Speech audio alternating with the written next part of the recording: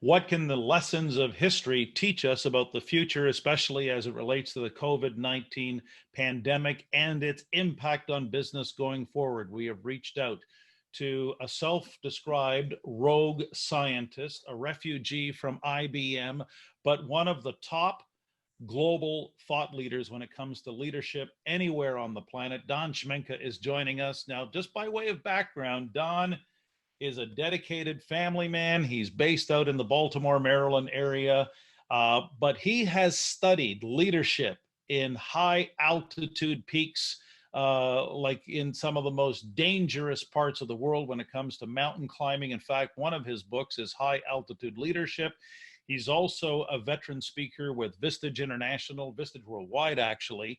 And Don, it's delightful that you took time to join us here to talk about how does small business move forward in the face of what I call these historic times. So, and maybe that's a great place to start. Is what do you see happening, and what's your, historical perspective on this? Well, it's an interesting war in that we can't see the enemy, and it's affecting a, a planetary scale.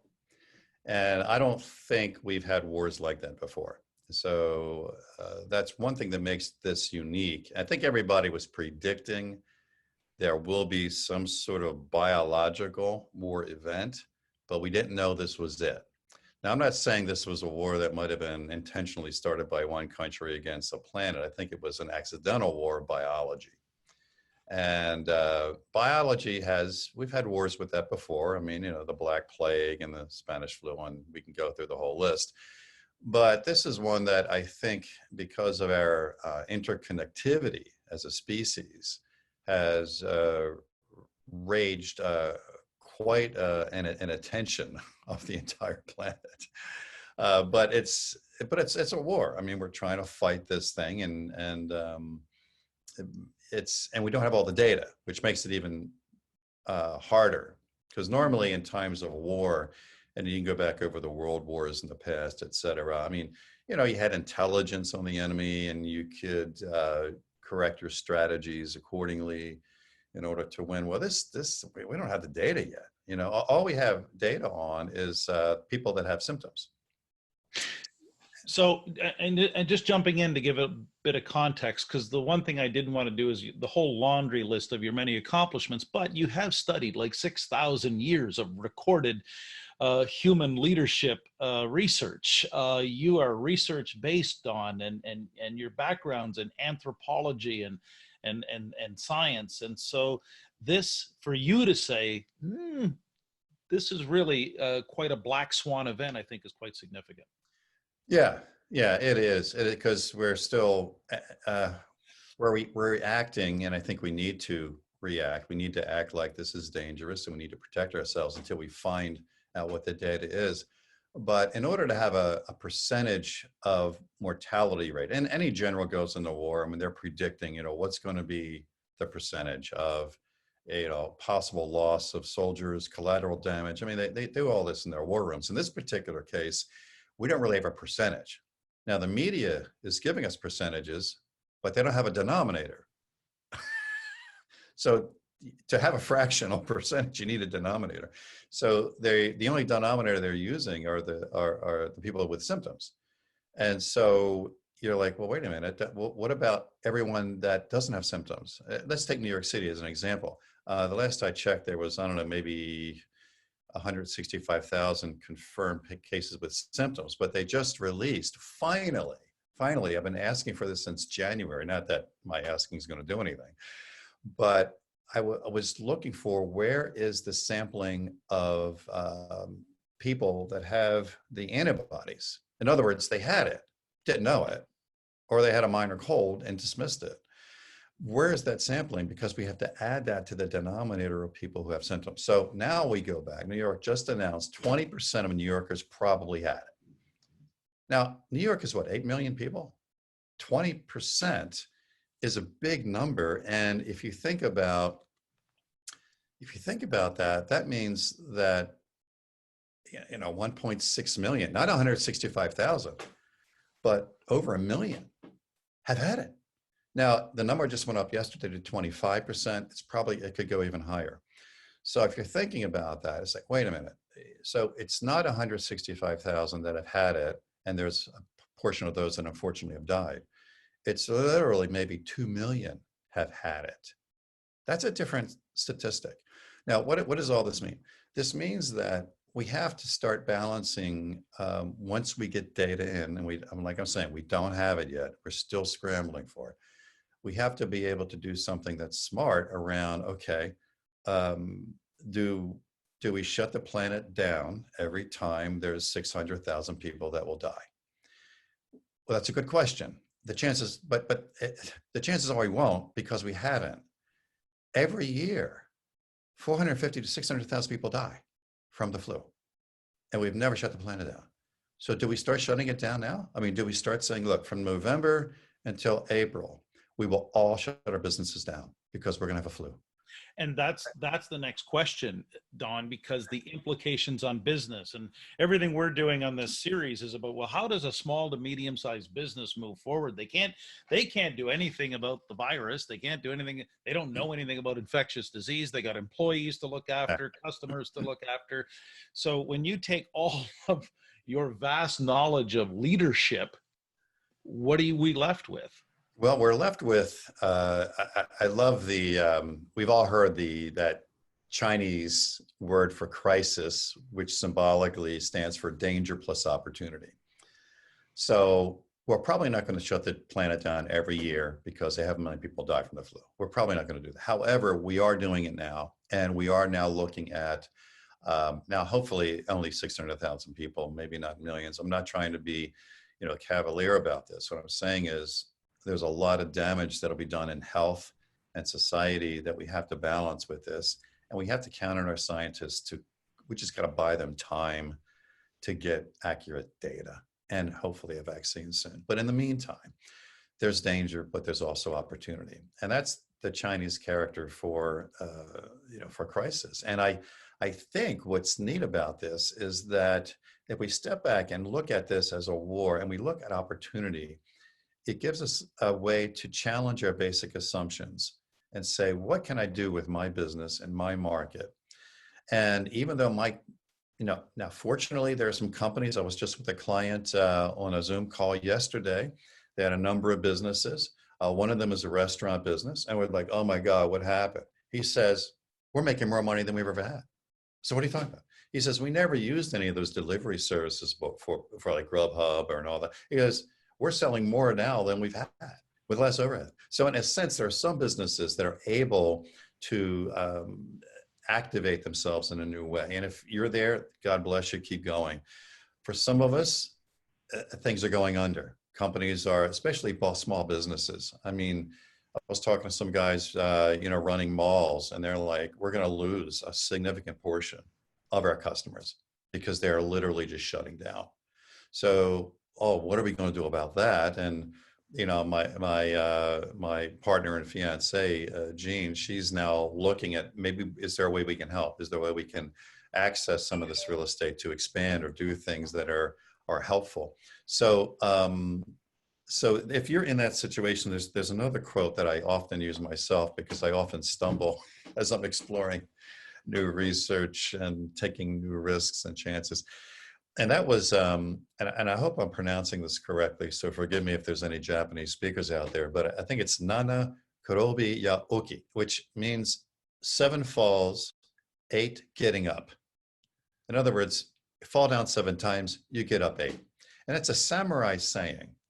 It's a samurai saying to persevere, fall 7, get up 8.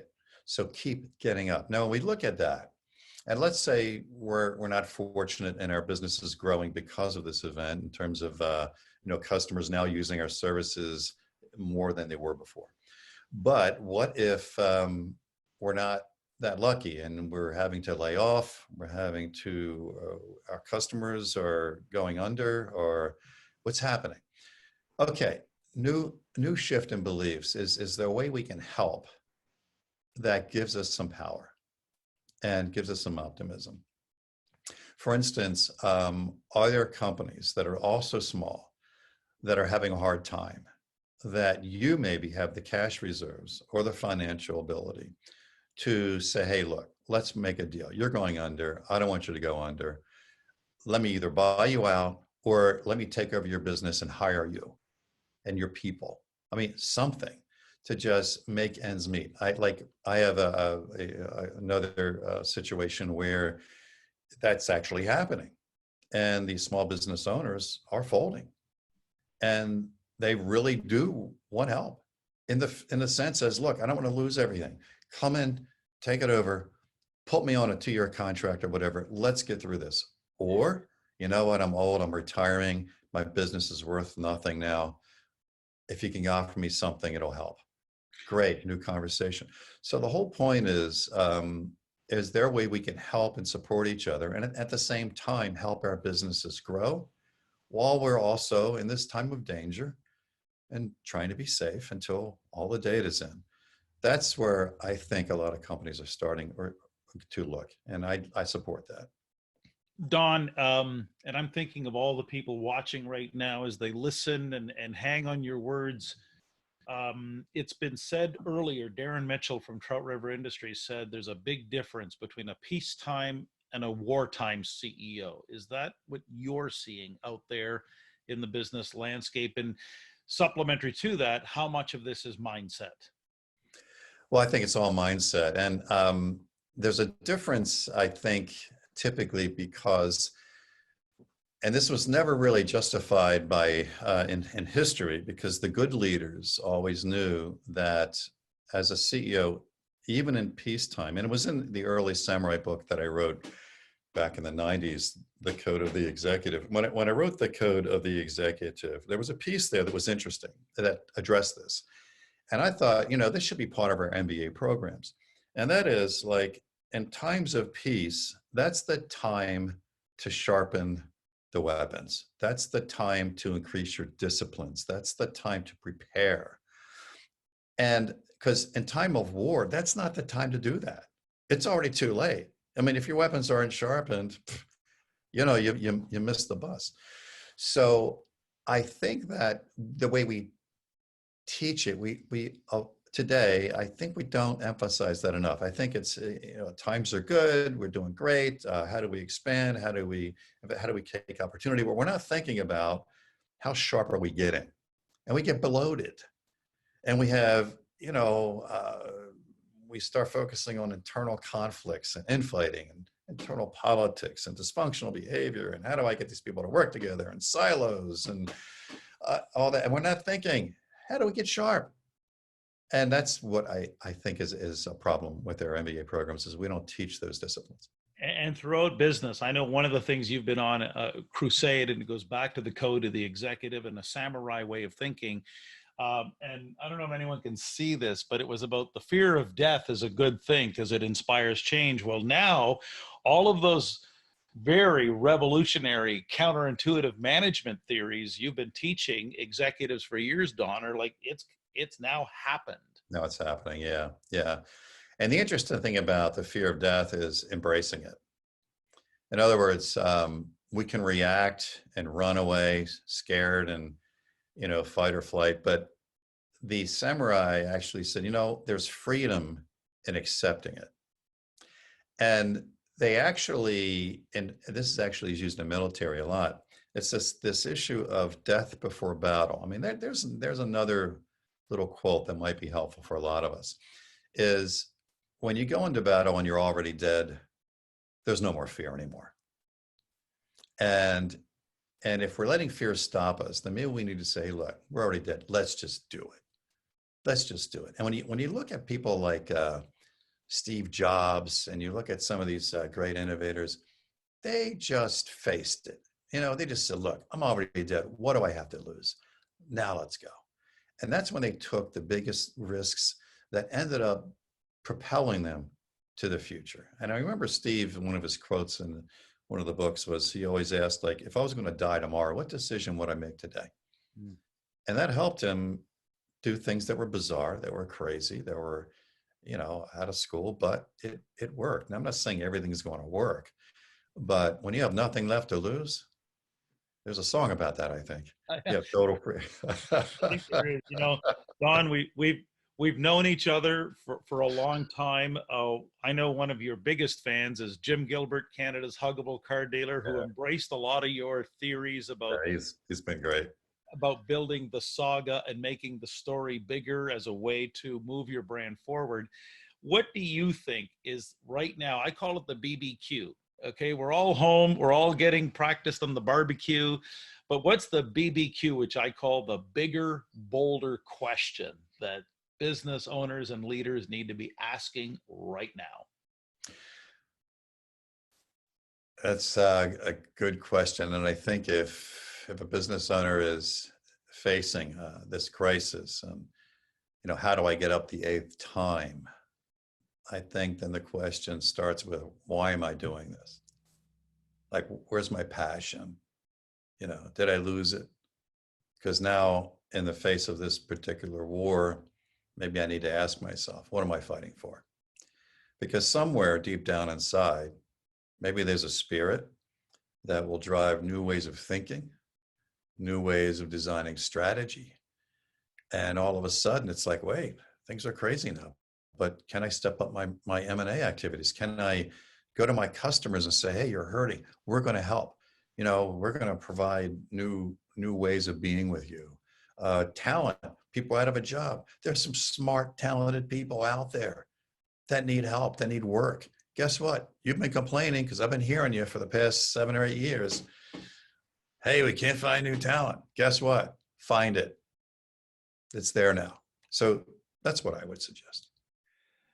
Fabulous insights from the author of Code of the Executive, High Altitude Leadership, Don Schmincke, joining us. And as I reflect on what Don just shared, I can't help but think of the similarities between the words of Kevin Costner and Vince Lombardi. When a defining moment comes along, when you think about that character that Kevin played in Tin Cup, Roy McAvoy, when that defining moment comes along, you define the moment, or the moment defines you. And part of that is, I think, found in asking the kind of questions that Don just posed, but also Vince Lombardi, the legendary coach of the Green Bay Packers. It's not whether you get knocked down, it's whether you get back up. And hopefully some of these ideas from Don and the other people that have been gracious enough to share their thoughts on these conversations will help you and your enterprise move forward, so that we can lead together, so that we can emerge stronger in these historic times.